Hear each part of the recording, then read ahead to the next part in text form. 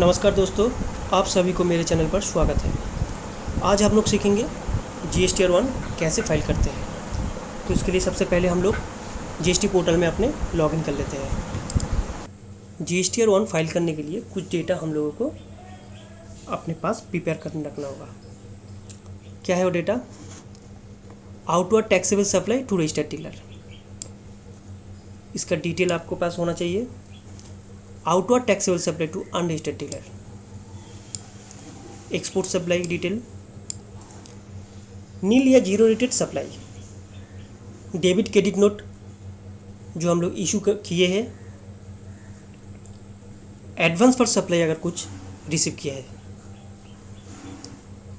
कोई भी amendment, B2B invoice, B2C invoice, debit credit note, adjustment of advance, कोई भी होगा तो इसका डिटेल हम लोग के पास रहना चाहिए।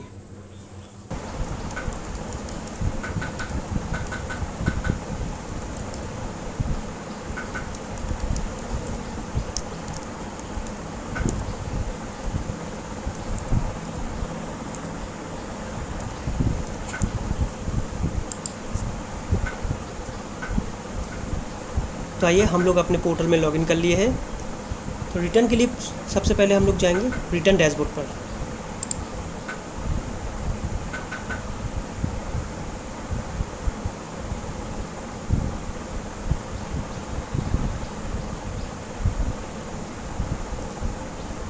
यहाँ से हम लोग पहले फाइनेंशियल ईयर चूज़ कर लेंगे, उसके बाद रिटर्न फाइलिंग पीरियड। अगर हम लोग का रिकॉर्ड थोड़ा सा है तो हम लोग ऑनलाइन रिटर्न ही फाइलिंग करेंगे। तो इसके लिए प्रिपेयर ऑनलाइन, ये आ गए हम लोगों का GST R1 का पेज, जहाँ पे हम लोग अपना इनवॉइस डिटेल डालेंगे। पहला टैब है 4A, 4B, 4C, 6B, 6C जो B2B इनवॉइस के लिए है। यहाँ पे हम लोग अगर कोई भी रजिस्टर्ड डीलर को कोई इनवॉइस इशू किया है तो उसका डेटा हम लोग इस पे डालेंगे। उसके बाद है 5A, 5B जो B2C लार्ज इनवॉइस के लिए है।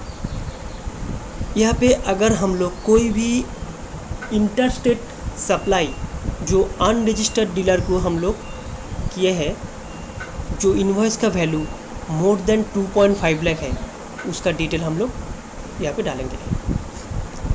इसके बाद है 9B। 9B में हम लोग कोई भी क्रेडिट या डेबिट नोट जो रजिस्टर्ड टैक्स पेयर को हम लोग इशू किए हैं उसको इधर डालेंगे। फिर 9B credit debit note unregistered dealer, अगर कोई भी अनरजिस्टर्ड डीलर को हम लोग कोई क्रेडिट या डेबिट नोट इशू किया है उसको इधर डालेंगे।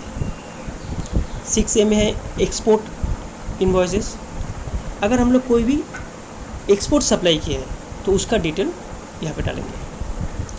फिर है 9A अमेंडमेंट B2B इनवॉइस, अगर हम लोग पिछले पीरियड में कोई भी B2B इनवॉइस मतलब कोई भी रजिस्टर्ड डीलर को कोई इनवॉइस इशू किया है जिसको हम अमेंड करना चाहते हैं, मतलब उस इनवॉइस में अगर कुछ चेंजेस करना होगा हम लोगों को, जो बेस वैल्यू है या फिर टैक्स रेट कोई भी, तो उसके लिए यहाँ पे हम लोग 9A में अमेंड करेंगे। चलिए इसके बाद देखते हैं। इसके बाद है अमेंडमेंट B2C लार्ज इनवॉइसेस, जो इंटरस्टेट टैक्सेबल सप्लाई जो हम लोग अनरजिस्टर्ड डीलर को 2.5 लाख के ऊपर इन्वॉइस किए थे पिछले पीरियड में, उसका अगर कुछ अमेंड करना होगा तो हम लोग यहाँ पे करेंगे। Amended export invoices, export supply में अगर कुछ अमेंडमेंट करना होगा पिछले पीरियड का तो यहाँ पे। Amended credit debit note to registered dealer,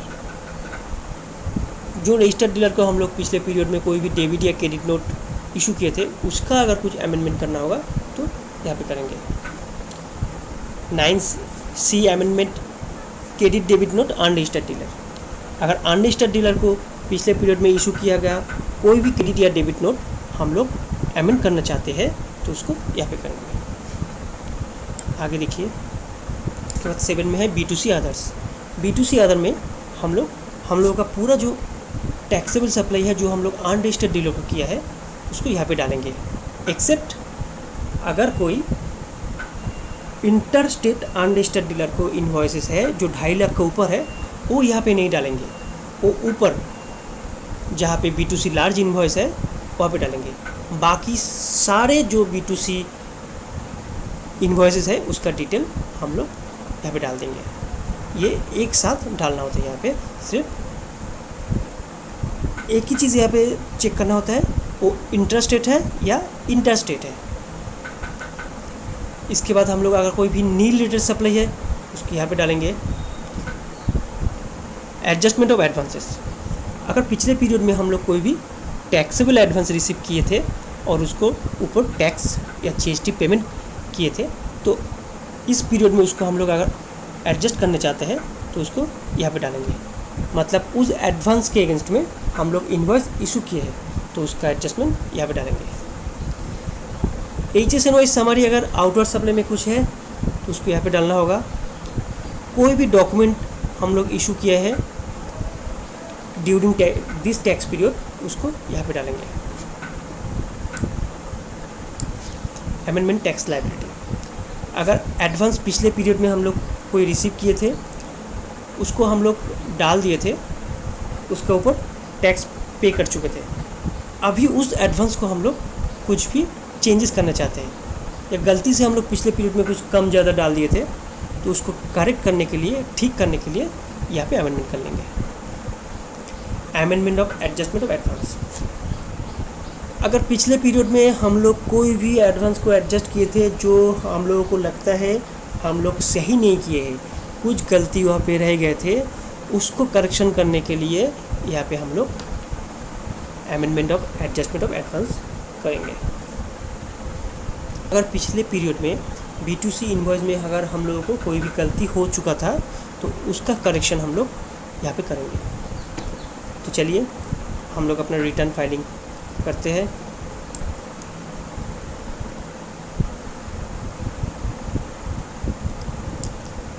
सबसे पहले हम लोग B2B इन्वॉइस में जाते हैं। पहले हम लोग करेंगे ऐड डिटेल।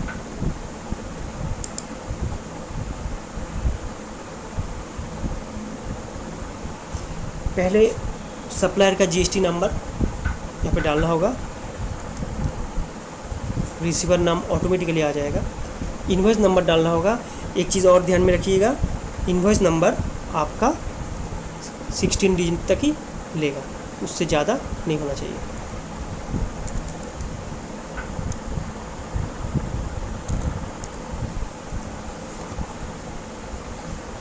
कौन सी डेट में हम लोग इन्वॉइस इशू किए हैं,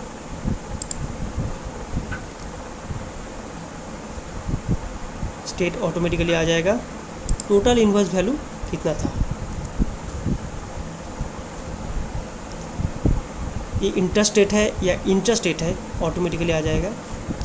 ये वाला सप्लाई रिवर्स चार्ज में अट्रैक्ट करते हैं कि नहीं, अगर ये सप्लाई रिवर्स चार्ज अट्रैक्ट करते हैं तो यहाँ पे क्लिक करना होगा। हम लोग 18% के चलते इसको चूज़ किए थे तो IGST ऑटोमेटिकली आ गया है, इसको हम लोग सेव कर देंगे।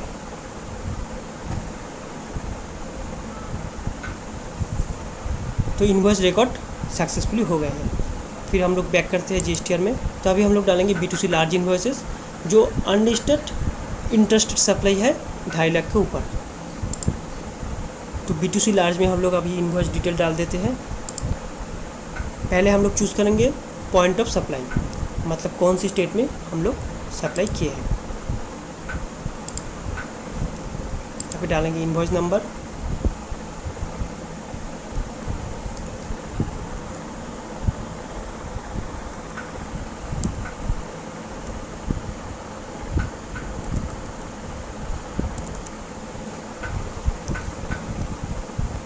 डेट सिलेक्ट करेंगे, टोटल इन्वॉइस वैल्यू डालेंगे,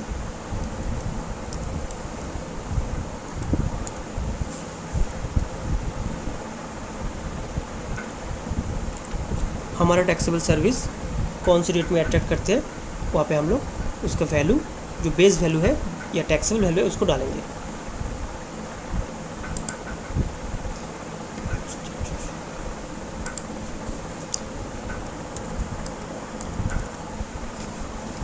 इसको हम लोग सेव कर देते हैं। हमारा रिकॉर्ड सेव हो गया है। अगर हम लोगों का B2C लार्ज इन्वॉइस और भी है तो सेम प्रोसेस में हम लोग उसको यहाँ पे फिलअप कर सकते हैं। तो चलिए हम लोग अभी आगे जाते हैं और देखते हैं दूसरा टैब में क्या करना होगा। तो अभी हम लोग देखेंगे क्रेडिट डेबिट नोट में हम लोगों को क्या करना है। क्रेडिट या डेबिट नोट डिटेल डालने के लिए यहाँ पे पहले रिसीवर का GST नंबर डालना होगा, उसका नाम ऑटोमेटिकली आ जाएगा। क्रेडिट या डेबिट नोट का नंबर, कौन सी डेट में इसको हम लोग इशू किए हैं, ओरिजिनल इनवॉइस नंबर क्या था,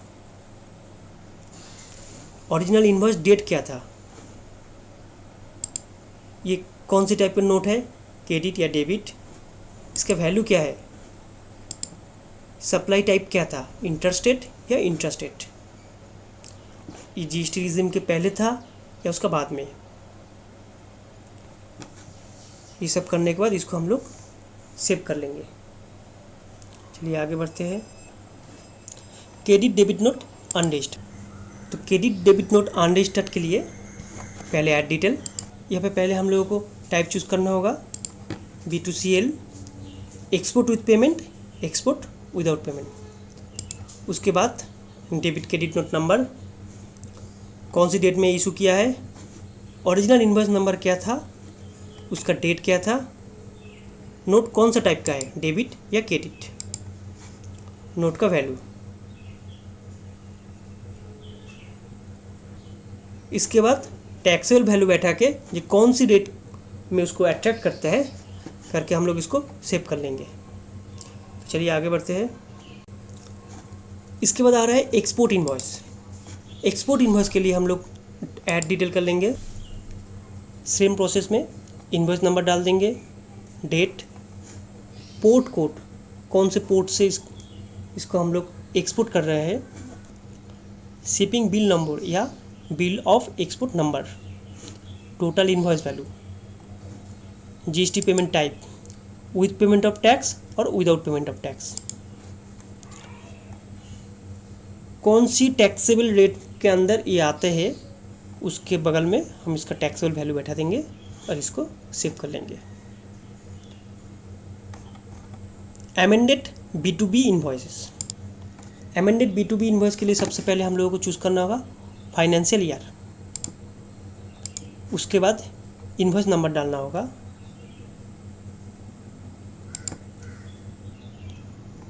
डालने के बाद उसको अमेंड करना होगा। तो अमेंड इन्वॉइस जब आएगा उसमें अगर आप कोई भी चेंज करने चाहते हैं, जैसे टैक्सेबल वैल्यू या इन्वॉइस का डेट या उसका रेट ऑफ टैक्स, तो उसको करके यहाँ पे सेव कर लेना होगा। तो चलिए आगे जाते हैं। अमेंडेड B2C लार्ज इन्वॉइस भी सेम प्रोसेस से अमेंड हो जाएगा, एक्सपोर्ट इन्वॉइस भी सेम प्रोसेस से अमेंड हो जाएगा। तो जाते हैं अमेंडेड क्रेडिट डेबिट नोट। तो डेबिट या क्रेडिट नोट को अमेंड करने के लिए पहले चूज़ करना होगा फाइनेंशियल ईयर, उसके बाद नोट का नंबर, फिर अमेंड नोट में जाके उसके अंदर अगर आपको कोई भी डिटेल चेंज करना होगा। चलिए आगे जाते हैं। अमेंडेड क्रेडिट या डेबिट नोट अनरजिस्टर्ड, वो भी सेम प्रोसेस से ही होगा। तो अब हम लोग आ जाते हैं B2C अदर्स में। B2C अदर्स में डेटा फिलअप करने के लिए हम लोग को पॉइंट ऑफ सप्लाई कहाँ का है ये चूज़ करना होगा। अगर कोई इंट्रास्टेट होगा तो सेम स्टेट, इंट्रास्टेट होगा तो दूसरा स्टेट। जैसे हम लोग पहले इंट्रास्टेट देख लेते हैं। टैक्सेबल वैल्यू बैठा दिया इस पर, रेट ऑफ टैक्सेस, CGST और SGST ऑटोमेटिकली आ गए हैं, इसको हम लोग सेव कर लेते। डिटेल सेव हो गया। अब इंटरस्टेट के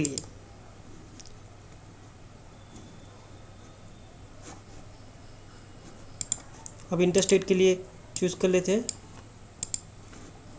taxable value, rate of tax, आगे IGST सेव कर लेना है। एक चीज़ ध्यान में रखिएगा, B2B में हम लोगों को इनवॉइस का डिटेल फिलअप करना होता, B2C में हम लोगों को B2B की तरह एक्चुअल इन्वॉइस के अगेंस्ट में डिटेल फिलअप करना नहीं होता है। उस सेम पीरियड या उस पार्टिकुलर मंथ में हम लोग कोई भी जगह के लिए, कोई भी जगह में, जैसे कि हम लोग यहाँ पर मणिपुर दिखा रहा है, तो मणिपुर में हम लोग इस टैक्स पीरियड में जितने भी इन्वॉइसेस जो B2C डीलर को हम लोग इशू किए हैं, अलग अलग डीलर भी हो सकते हैं, सेम डीलर भी हो सकते हैं, सब इन्वॉइस को कुल मिलाकर जितना टैक्सेबल वैल्यू आते हैं सब यहाँ पे हम लोग डाल देंगे। इसके लिए कोई भी अलग डिटेल नहीं चाहिए। इसका हम लोग सेव कर लेते हैं। ये हमारा डेटा सेव हो गया। चलिए अब हम लोग आगे जाते हैं। Nil related supply. Nil related supply में यहाँ पे 4 ऑप्शन है। Interstate supply to registered person, interstate supply to unregistered person, interstate supply to registered person, interstate supply to unregistered person. Interstate supply to registered person को nil related supply कितने किए हैं, कितने exempted supply किए हैं और कितना नॉन जीएसटी सप्लाई किए हैं, ऐसे करके अगर हम लोगों को ऐसा कुछ भी है तो यहाँ पे डालना होगा। अगर नहीं है तो इसको छोड़ दीजिए। चलिए आगे जाते हैं। आगे है टैक्स लायबिलिटी एडवांस रिसिप्ट। अगर दिस पार्टिकुलर पीरियड में हम लोग ऐसा कोई एडवांस रिसीव किया है जो जीएसटी में अट्रैक्ट करते हैं, ये advance receipt state wise detail में डालना होगा। मतलब कहाँ से ये एडवांस हम लोगों को मिला, ये इंटरस्टेट है या इंटरस्टेट है। हम लोग जैसे ही कोई भी पॉइंट ऑफ सेल या पॉइंट ऑफ सप्लाई चूज़ कर लेंगे, सप्लाई टाइप ऑटोमेटिकली चूज़ हो जाएगा। इसके बाद हम लोगों को कितना एडवांस मिला एक्सक्लूडिंग टैक्स, मतलब बेस वैल्यू या टैक्सेबल वैल्यू, उसको कौन से रेट में अट्रैक्ट करते हैं उसके वो डाल देंगे। चलिए आगे जाते हैं। Adjustment of advance. Adjustment of advance भी स्टेट वाइज डिटेल में डालना होगा, क्योंकि हम लोग जब एडवांस रिसीव किए थे तब उसको स्टेट वाइज डिटेल में डाले थे। तो कौन सा स्टेट के कौन से एडवांस के लिए हम लोग ये एडजस्ट कर रहे हैं, उसके लिए पहले पॉइंट ऑफ सेल चूज़ करना होगा। उसके बाद टोटल एडवांस जो हम लोग एडजस्ट करना चाहते हैं एक्सक्लूडिंग टैक्स, मतलब जो टैक्सेबल वैल्यू हम लोग एडजस्ट करना चाहते हैं उसको यहाँ पे डाल देंगे और उसको सेव कर लेंगे। अगर हम लोग कुछ सेल करते हैं तो हम लोग को HSN wise summary of outward supply यहाँ पे डालना होगा। Document issue. डॉक्यूमेंट इशू है हम इस पार्टिकुलर पीरियड में कितने डॉक्यूमेंट इशू किए हैं। डॉक्यूमेंट मतलब हम लोग जो इन्वॉइस इशू किए हैं, देख लेते हैं इसके अंदर। जो invoice for outward supply, invoice for inward supply from unregistered person, revised invoice, debit note, credit note, receipt voucher, payment voucher, refund voucher, delivery challan for job work, delivery challan for supply on approval, delivery challan in case of liquid cash, delivery challan in case of other than by way of supply, excluding serial number 9 to 11 जो ऊपर है। ऐसा जो सारे document है हम लोगों का, वो इस यहाँ पे ऐड डॉक्यूमेंट करके डाल देना होगा। आगे चलिए। Amended tax liability advance receipt. अगर हम लोग पिछले पीरियड में कुछ एडवांस रिसीव किए हैं जो टैक्सेबल था, उसको हम लोग जीएसटीआर में डाले थे, मगर अब उसको कुछ अमेंड करना होगा, तो पहले फाइनेंशियल ईयर चूज़ करना होगा यहाँ से, उसके बाद रिटर्न फाइलिंग पीरियड, उसके बाद कहाँ से ये एडवांस हम लोगों को मिला था वो करके हम लोगों के पास इन्वॉइस आ जाएगा। फिर अमेंड इन्वॉइस करके उसका डिटेल जो चेंज करना होगा हम लोगों को, हम चेंज कर सकते हैं। ठीक है। Amendment of adjustment of advance. पहले हम लोग देखे थे एडवांस कैसे एडजस्ट करते हैं। तो पिछले पीरियड में अगर हम लोग ऐसा कुछ एडवांस एडजस्ट किए थे जो अभी हम लोगों को लगता है जो वहाँ पे कुछ गलती हुआ है, हम लोग को करेक्शन करना है, तो उसके लिए हम लोग यहाँ पे जाएंगे। तो जिस महीना हम लोग वो एडवांस एडजस्ट की है पहले उसको चूज़ करेंगे फाइनेंशियल ईयर और रिटर्न फाइलिंग पीरियड चूज़ करके। उसके बाद कौन से पॉइंट ऑफ सप्लाई के लिए हम लोग वो एडवांस एडजस्ट किए थे उसको चूज़ करना होगा, फिर उसको अमेंड करना होगा। ठीक है, आगे चलिए। Amended B2C others. Amended B2C others के लिए पहले फाइनेंशियल ईयर, फिर मंथ, फिर ओरिजिनल पॉइंट ऑफ सप्लाई, मतलब ये इंटरेस्टेड था या इंटरेस्टेड था, हम लोग के पास डिटेल आ जाएगा, उसको हम लोग अमेंड कर देंगे। एक चीज़ यहाँ पे हम लोग को और देखना है, मानिए हम लोग यहाँ पे अपना डिटेल भरते भरते अगर कोई चीज़ गलती से या गलत डाल दिए तो उसको क्या करेंगे। ये जो हम लोगों का B2C डिटेल है, इस पर हम लोग कुछ गलती कर दिए थे, इसको हम लोग को एडिट करना है। तो क्या करेंगे, ये जो टैब है ये है एडिट पेज आ गया है।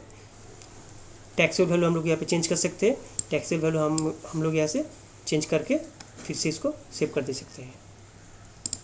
अगर हम लोग कुछ गलत डाल दिए जो उसको हम लोगों को डिलीट करना है, जैसे पॉइंट ऑफ सप्लाई या प्लेस ऑफ सप्लाई तो चेंज नहीं होता है, तो हम लोग यहाँ पे अगर कोई गलत डाल दिए तो उसको हम लोग अमेंड नहीं कर सकते, तो इसको क्या करेंगे, हम लोग डिलीट कर देंगे।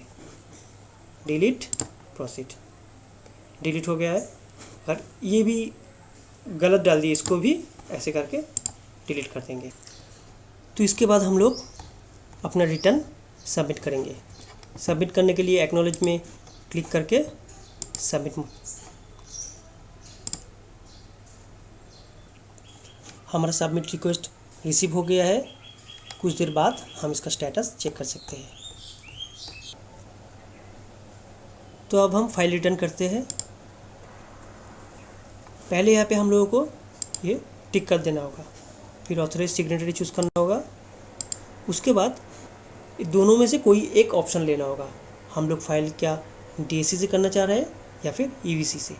EVC वो होता है, वो आप रजिस्टर्ड मोबाइल पर एक ठो OTP आते हैं जिसको वेरीफाई करवाने से आपका रिटर्न सक्सेसफुली सबमिटेड हो जाता है। तो ऐसे ही आप लोग अपना रिटर्न सबमिट कर सकते हैं, फाइल EVC और फाइल विथ DSC। अगर आप लोगों को मेरा वीडियो अच्छा लगा तो प्लीज़ इसको लाइक कीजिए, शेयर कीजिए और मेरे चैनल को सब्सक्राइब कीजिए। धन्यवाद।